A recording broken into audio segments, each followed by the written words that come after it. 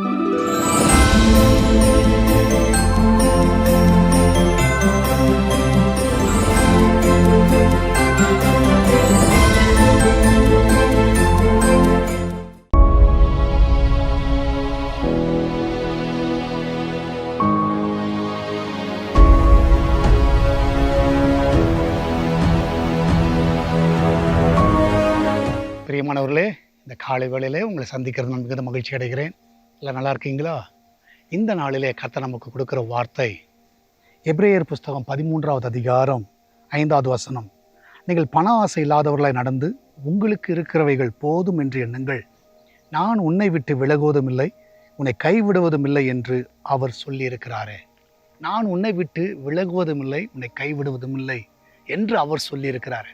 ஆண்டவர் சொல்கிறார், ஒரு நாளும் உங்களை நான் கைவிட மாட்டேன், உங்களை விட்டு போக மாட்டேன். உலகத்து மனிதர்கள் ஏதாவது ஒரு சூழ்நிலையில் உங்களை விட்டு போயிடுவாங்க. ஆனால் ஆண்டவர் சொல்கிறாரு, நான் உங்களை விட்டு போக மாட்டேன். நீ யாராக இருந்தாலும் நான் உன்னிட்டு போகவே மாட்டேன். ஒரு ஷெப்பர்டு ஒருத்தர் இருந்தான், சரியா, ஒரு மெய்ப்பன் ஒருத்தர் இருந்தார். ஆயிரக்கணக்கான ஆடுகள் இருந்துச்சு அவருக்கு. ஆனால் ஒரு நாள் அதை மேய்த்துட்டு வரும்போது பார்க்குறாரு, ஒரு ஆடு காணும். உடனடியாக அவர் என்ன செய்கிறாருன்னா, அந்த ஒரு ஆட்டை தேடி அவர் ஓடுகிறார்.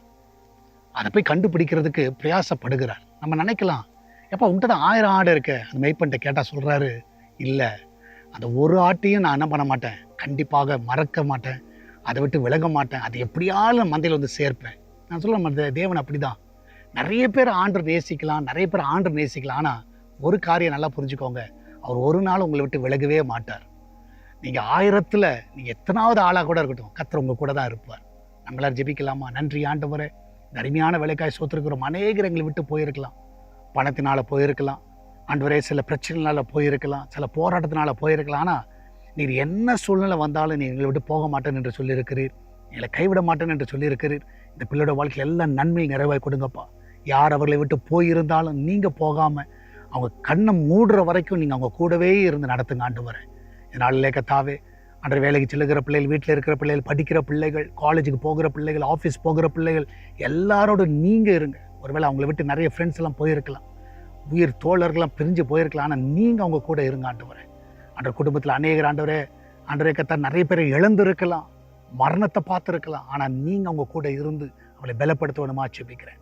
சால்வேஷன் டிவி பார்க்குற பிள்ளைகள், ஜெபிக்கிற பிள்ளைகள் எல்லாரும் ஆசீர்வதிங்க. இதனால் பர்த்டே வெட்டிங் அனுசரி கொண்டாடுற எல்லா பிள்ளைகளும் ஆசீர்வதிங்கப்பா. விசேஷமாக இந்த நாளில் தேவன் தாமே இந்த ஆலயம் கட்டுகிற காரியத்திற்கு எல்லா தடைகளை விளக்குங்கப்பா. சீக்கிரத்தில் அந்த ஆலயம் கட்டுவதற்கான தேவையெல்லாம் சந்திங்க, வழியிலெல்லாம் ஆயத்தம் பண்ணி கொடுங்கப்பா. இயேசுவின் நாமத்தில் ஜெபிக்கிறேன். ஆமேன், ஆமேன்.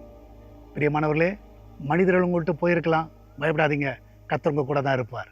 God bless you.